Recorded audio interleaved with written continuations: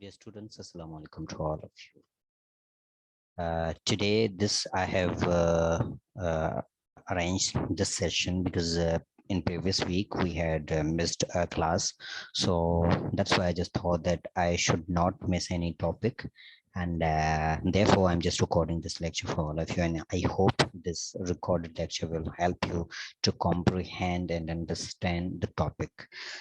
So this is the course of literary criticism, and more importantly, today we will talk about an apology for poetry.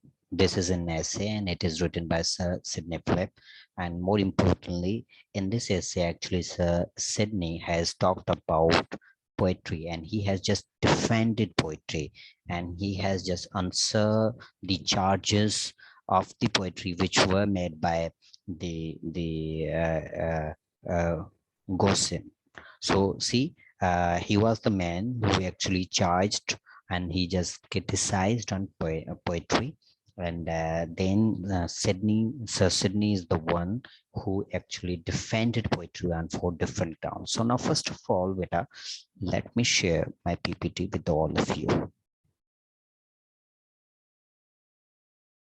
Yes, here's a PPT, and because the reason I'm sharing this PPT with in this video, in this recorded lecture, that it will help you to comprehend the topic, or it will help you understand the point which I am trying to explain to you, which I will try to explain to you. So that's why it is very helpful.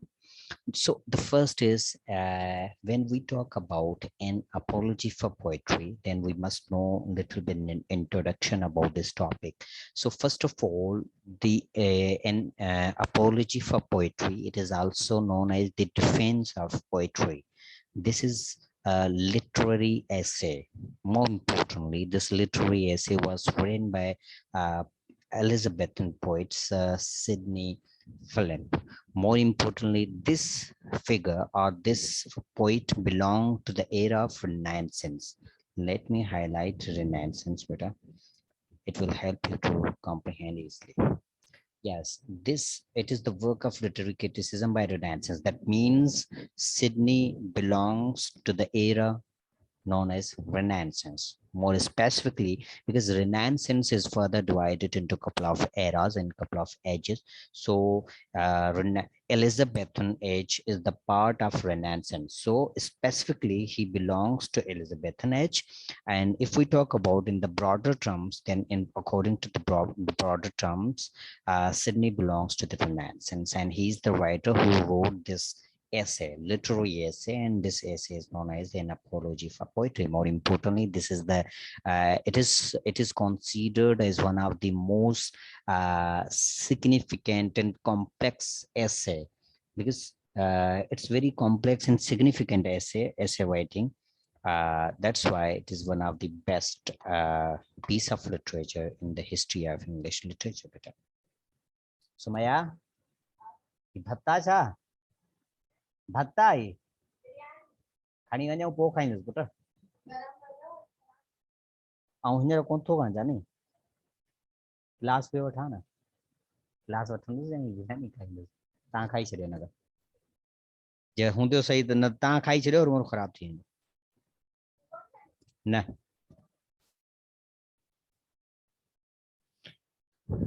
Now let's dig out the history related to this literary essay.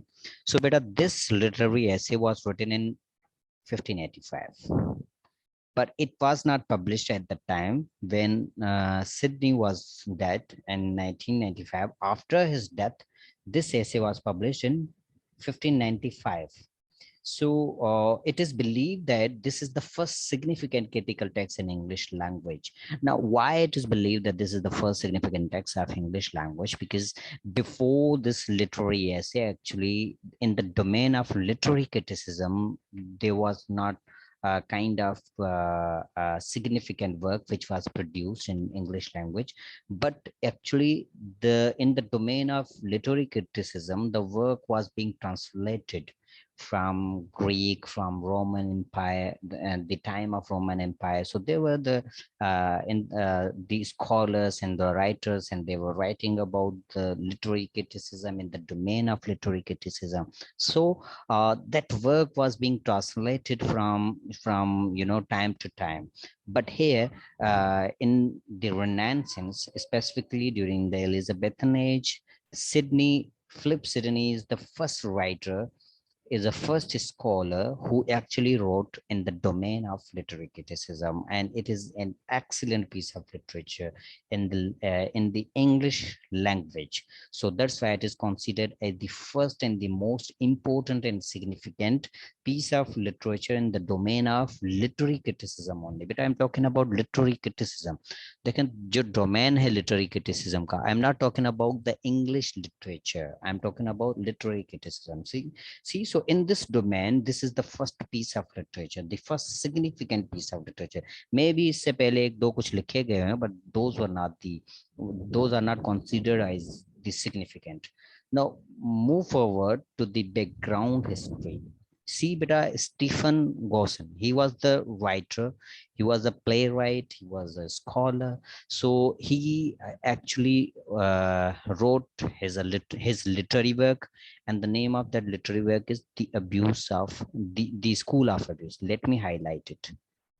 Yes, beta. See, this is the literary work, and he just wrote this literary work in 1579. He wrote it in 1579. See, so when he wrote the School of Abuse, so in this work, Stephen actually attacked on English plays and English poetry. More importantly, he also dedicated his work, the School of Abuse, to Philip Sidney. He also dedicated his work to Sidney. So that means Stephen was the person who actually encouraged Sidney to write an apology for poetry. In other words, we can say that actually Stephen is the man who encouraged Philip to write the defense of the poetry. So more importantly, this work, the School of Abuse, was dedicated to Sidney. So that's why he thought that he must write something in order to give answer of those charges which are made on poetry. But here you have to keep one thing in your mind, beta. In the School of Abuse, he criticized English plays, and he also criticized English poetry. But the essay of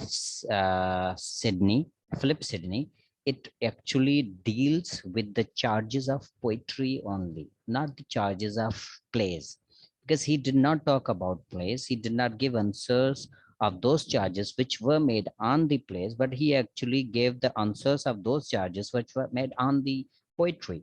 So that's why he specifically talked about or wrote about poetry only. Now let's move forward. Now, beta, if you remember in first class, which was about poetics, so we just talked about the art of imitation. First of all, we talked about that what is art. If you remember, see here I have highlighted, but let me highlight in yellow. Yes, the art of imitation. See, beta, we talked in a very first class that actually there are two types of art. First is imitative art, and the second is useful art. So we know that what actually imitative art is, and the poetry comes under the umbrella of imitative art, and the useful art is like medicine, science, and technology, and other useful things which are related to the society. So these all things come under the umbrella of useful art. So apart from that, we also studied or we also discussed imitation.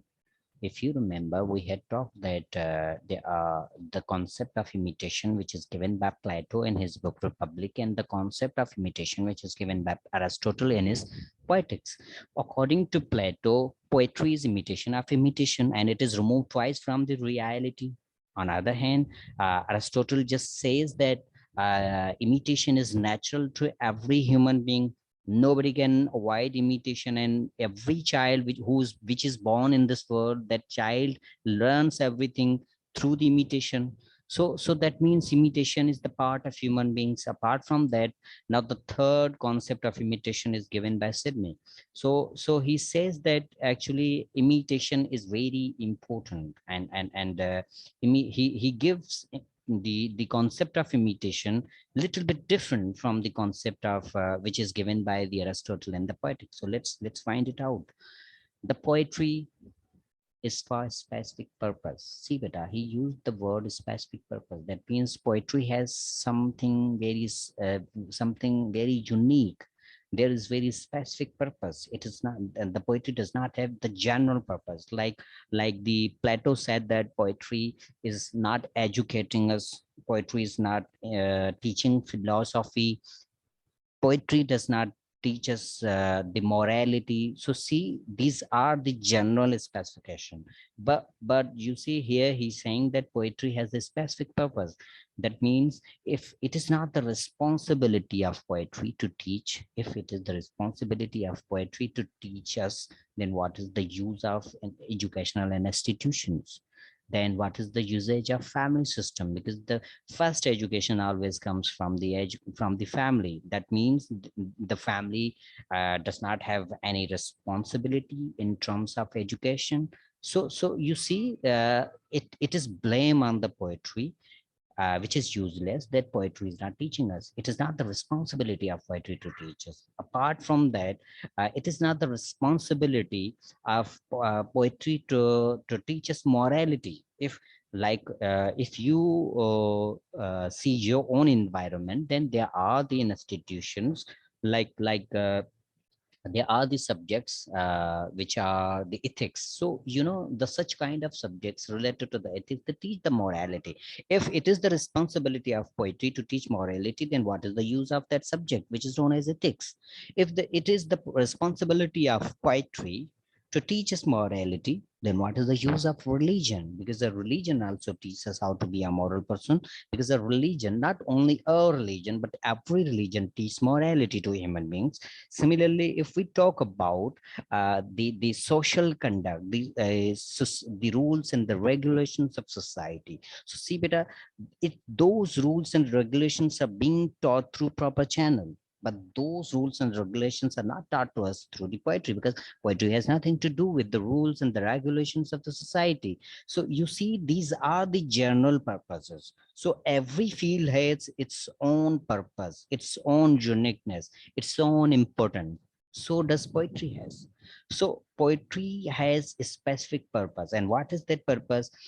He says further, say it is immediated. See, in this line, it is immediated to teach, to delight. Now what does this mean, beta? See, that means whenever let me go back to the concept of Plato. Plato said the poet is a mediator, and imitation is not reality, is miles away from the reality, is twice removed from the reality. But Aristotle says that every human being is a mediator, because it is natural to all human beings.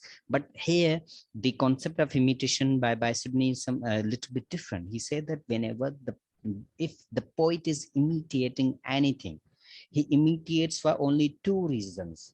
The first is to teach, and the second is to delight. Now, let me explain to you better how poet can teach with the imitation. See, if anything is happening in your society which is based on immorality, which is based on injustice, which is based on wrong deeds, bad deeds, so the poet will imitate that thing. Then he will uh, compose his poetry.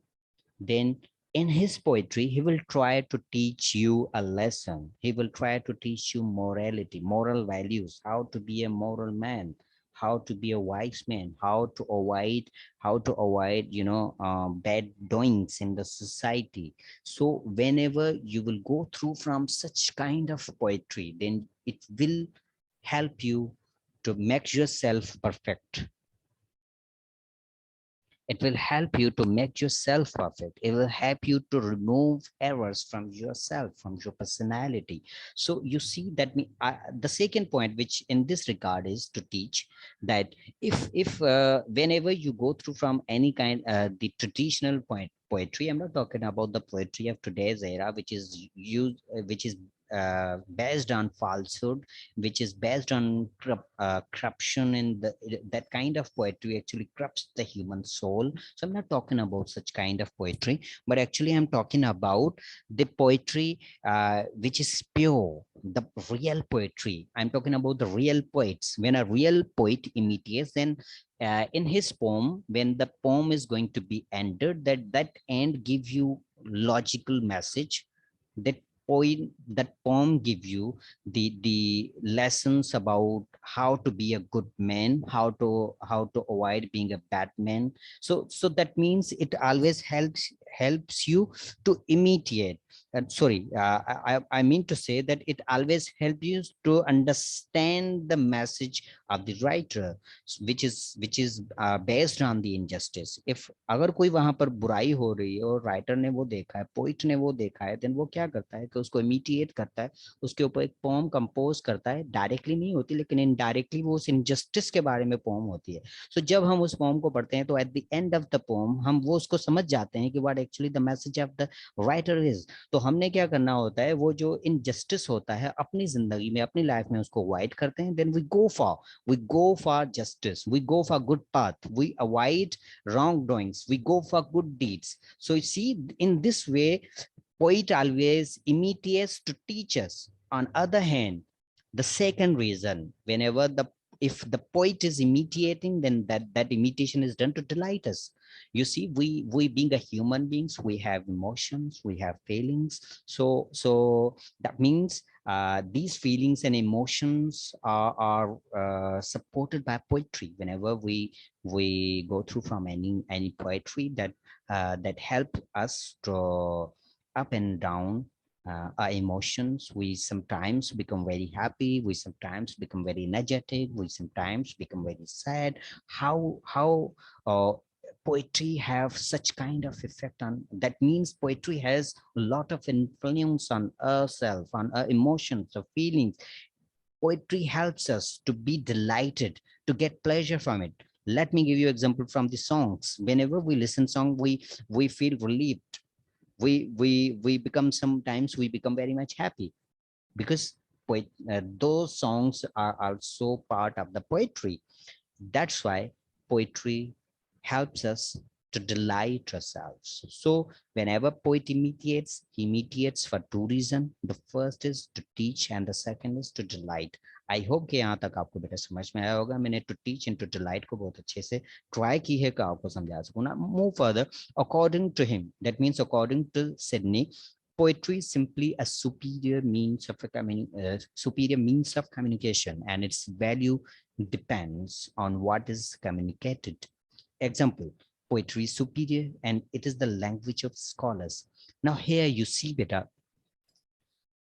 Philip Sidney says that poetry is the superior means of communication. That means, now let me give you example from S.T. Coleridge and from William Wordsworth.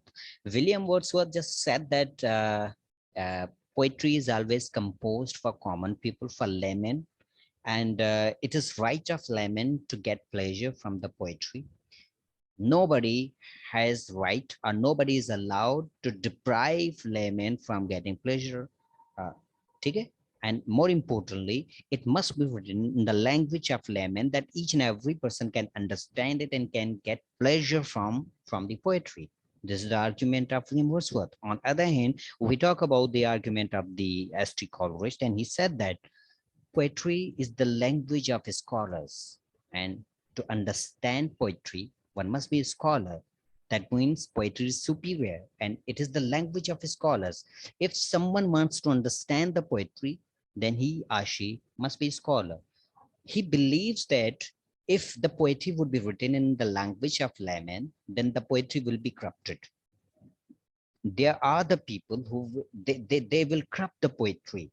So that means the importance and the uniqueness of poetry will be removed. Once the uniqueness of the poetry will be removed from itself, then obviously it would be of no use. So that's why nobody is allowed to compose a poetry, to understand the poetry, until and unless that is a scholar, because it's the language of a scholar. So one must be a scholar to understand it and to compose it. On other hand, Sydney also believes that poetry is the superior means of communication. That means superior, though those things are superior which are not common to all.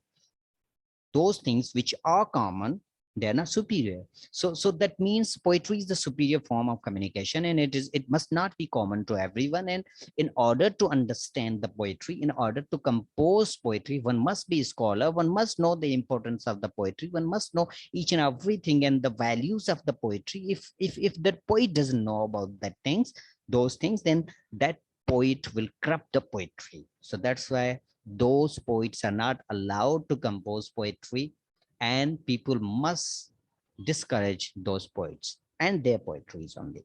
I hope कि यहाँ तक आपको बेटा समझ में आया होगा. Let's move further. Background also continues. इसमें आपको मैं एक ही चीज explain करूंगा. Simply he Sir Philip Sidney actually followed the guidelines from the Plato's Republic and from the Aristotle's Poetics. Whatever comparison is given about the poetry, whatever the attack and the defense of poetry is given in Plato's Republic and Aristotle's Poetic, then he got some guidelines from them, and then he used them as a vehicle to answer the charges of uh, the Stephen. So he used those guidelines, he used those understanding, those arguments, and it seems that he's the biggest follower and the admirer of Plato and Aristotle. Then he just followed their guidelines, their patrons, and he followed their philosophy, and then he answered the four charges of the poetry. And then he has answered, he wrote the apology for poetry, and by getting help by taking help from the Plato's Republic and Aristotle's Poetic. So this is the background history. I hope I tried my best to let you know that what actually the background is. मैंने background को समझाने की कोशिश की है. So now let's come back to a topic. Now see, beta, before going to a topic, we must know, see, a topic is an apology for poetry, but an apology's poetry is written because Stephen Gosson has attacked on poetry on 4 different grounds. He attacked on poetry, so, and he also attacked on plays as well. But in apology for poetry, Sydney only talked about, he gave answer of those charges which were made on poetry only. So that's why we must know that what were the charges of Stephen. Let's talk about Stephen in this slide. Stephen is best known for his attack on plays and poetry in his literary work, The School of Abuse, which was written in 1579. He wrote this book, School of Abuse, and in his book, he just attacked on English plays and English poetry. This work was dedicated to Sir Philip Sidney. He dedicated this work to Sir Philip Sidney. This work encouraged Sidney to write an apology for poetry, also known as defense of poetry. Now, here it is important, let me highlight, this is very important thing. Charges of Gosson on poetry are given below. These are the 4 charges. Okay, beta. These are the 4 grounds on which he attacked on poetry. The 4 grounds. So like if you study the if you are gone through from the Plato's Republic, and I have taught you in the poetics as well that Plato actually attacked on poetry on 3 grounds. Similarly, Aristotle defended poetry on different 3 and on those 3 grounds. Here, Stephen has attacked on poetry on 4 grounds. On the basis of these 4 grounds, the first is poetry is the waste of time. The second is poetry is mother of lies. Third is it is nurse of abuse. And the fourth is Plato had rightly banished poets from his ideal world. So these are the 4 points. These are the 4 charges. These are the 4 grounds on which Stephen had attacked on poetry. So on the basis of these four charges, on the basis of these four grounds, Sydney wrote an apology for poetry or the defense of poetry. I hope कि यहाँ तक आपको बेटा समझ में आया होगा. I have tried very best to explain you in a way that you can comprehend that what actually had happened there and how the work of Philip Sidney came in existence. So move further, beta. Now here in the defense of poetry, in the apology for poetry, Sir Philip Sidney gave two types of poetry. The first is divine poetry, and the second is social utility for poetry. Furthermore, he divided first part, divine poetry, into four subcategories. The first is cradle of civilization. The second is it is the channel of divine power. The third is poetry can teach and delight. It can surpass the virtue of history. Better just give me a minute. I'm getting call. So let me answer that call. I will get back to you soon.